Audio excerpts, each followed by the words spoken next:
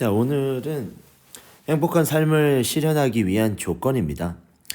우리는 앞에서 행복이라는 것의 의미 이런 것들을 알아봤죠. 자, 의미만 해가지고는 행복해질 수 없습니다. 자, 목적이나 의미를 알았다면 우리는 조건입니다. 자, 조건은 질 좋은 정주 환경. 이거는 우리가 지리학에서 말하는 공간. 자, 경제적 안정, 우리는 일반 사회에서 말하는 경제. 자, 민주주의라고 얘기하는 건 우리가 정치적 안정. 도덕적 실천은 우리가 이제 윤리를 생각하면 되겠습니다. 이 네 가지의 조건을 갖추려면 질 좋은 정주 환경이라면 사실 국가의 인문 환경이나 자연 환경, 자연 환경을 잘 갖추려면 중위도 따뜻하고 물을 부족하지 않은 연중 비가 일정하게 필요할 때 내리는 인문 환경에서는 우리가 지금처럼 통신이라든가 교통이라든가 어려움이 없어야겠죠. 경제적 안정이라고 하면 물가가 안정돼 있고 국가 경쟁력이 살아있는. 민주주의라고 하면 사회 정의가 사람들에게 어느 한편에 치우치지 않는.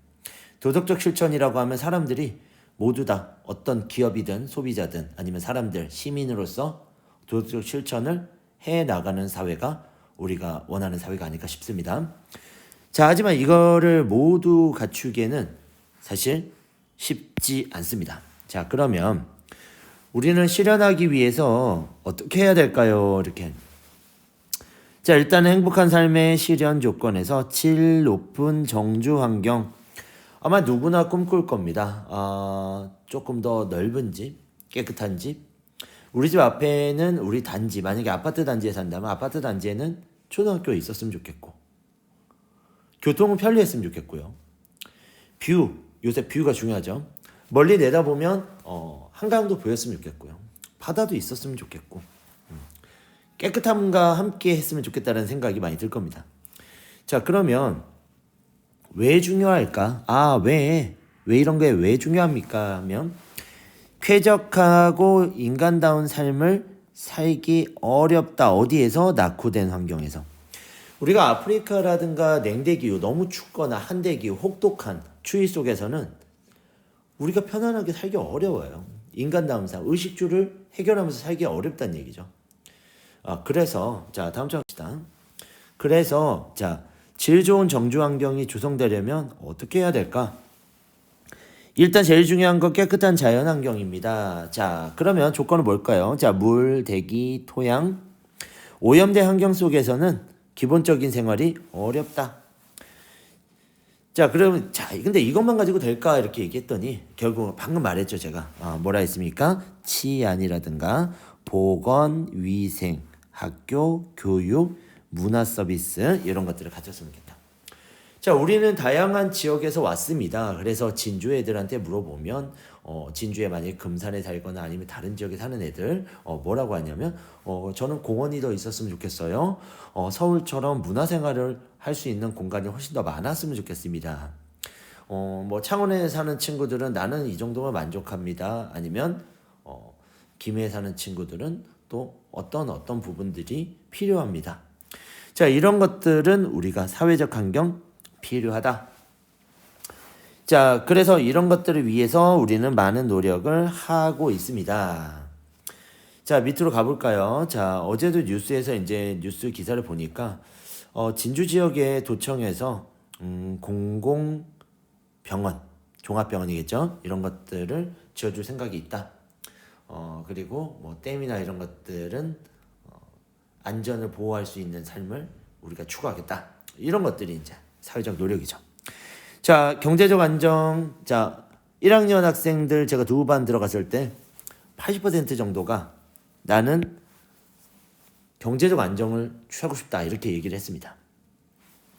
자, 사실 저도 그렇습니다. 많은 돈을 가지고 싶지는 않아요. 근데 어찌 보면 안정된 경제력을 사실은 가지고 싶습니다. 근데 그게 얼마인지는 기준은 모르겠는데 일단 여기서 제일 중요한 건 뭐야? 기본적 생계. 이게 가장 중요하죠. 일단 생계를 유지할 수 있어야 하고요. 그 다음에 자아 실현의 기회, 내 꿈을 이룰 수 있고 자녀의 꿈을 지원해 줄 수 있어야 합니다. 또 부모를 섬길 수 있어야겠죠. 이런 것들이 필요하다. 자, 근데 결국은 이렇게 일자리 확충도 힘쓰고 경제적 안정도 하는 삶을 모두 다 누릴 수는 없습니다.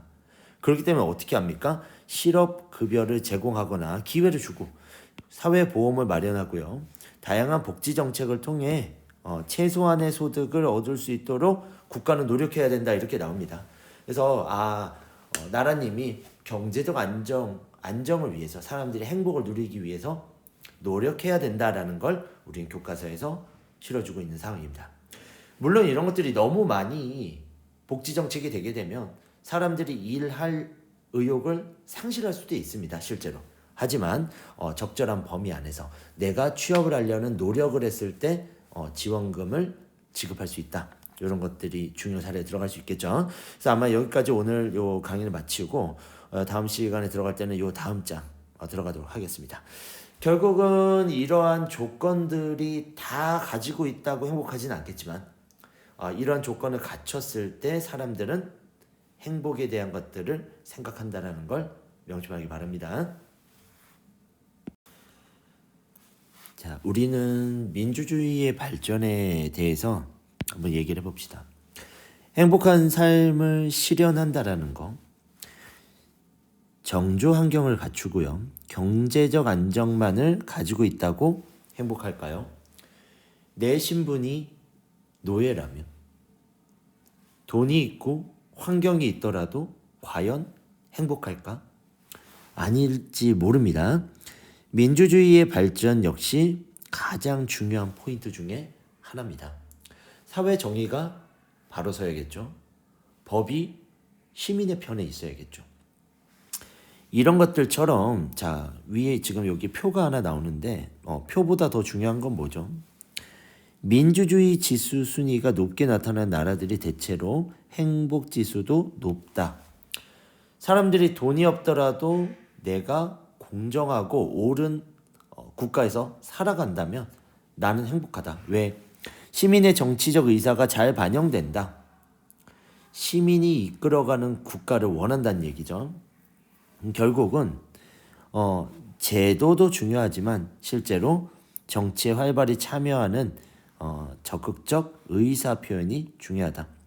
그래서 여러분들 물어봤어요. 국민신문고라고 하는 것들 아니면 청와대 게시판에 올리는 것들. 처음에는 여기 있는 사회 선생님도 청와대 게시판이 옳게 작용할까라는 반증 좀 걱정이 됐었습니다. 이 생각 저 생각이. 근데 제가 생각했을 때 가장 옳다고 생각했던 한 가지는 뭐냐면 이 스마트 세대인 여러분들이 민주주의에 참여할 수 있는 기회가 늘어났다라는 게 가장 제가 봤을 땐 잘한 일이 아닌가. 여러분들이 얼마 전에도 뭐 폭력 사건, 뭐 사건 이런 것들이 있을 때 자유롭게 정치 참여를 할 수 있는 기회가 마련된 게 사실 잘한 일이 아닌가.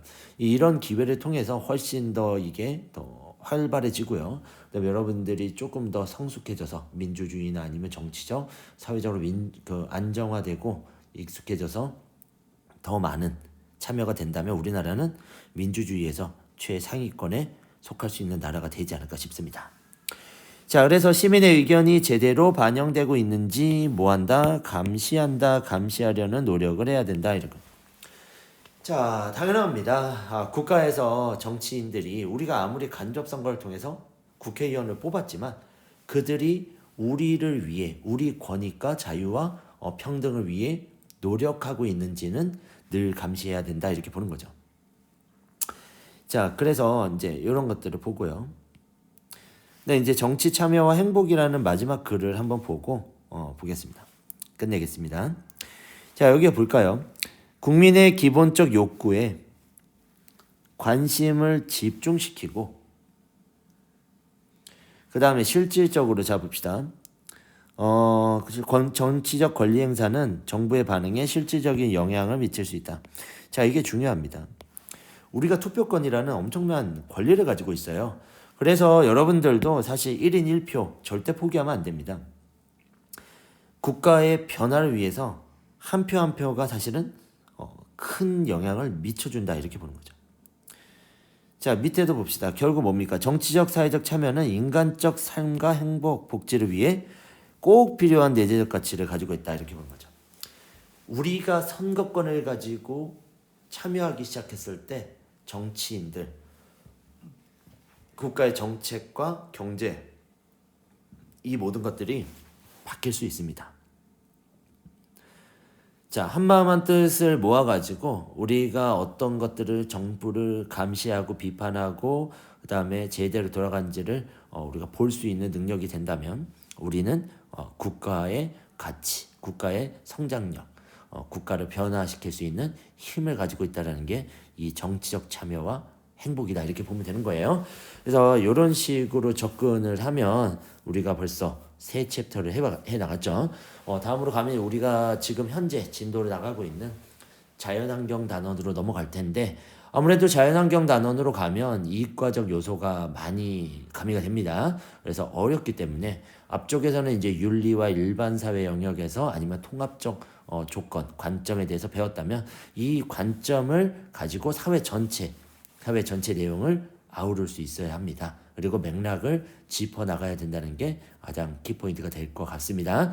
그래서 아마 이제 곧 있을 자연환경 속에서 인간이 어떻게 적응하고 개발하고 그 다음에 지속 가능한 발전을 해 나갈 것인지가 가장 중요한 개념이니까 절대 놓치지 말고 해 나가기 바랍니다. 자, 여기까지 하면 우리가 좀 1단원을 거의 마무리할 것 같습니다. 그래서 고생했습니다.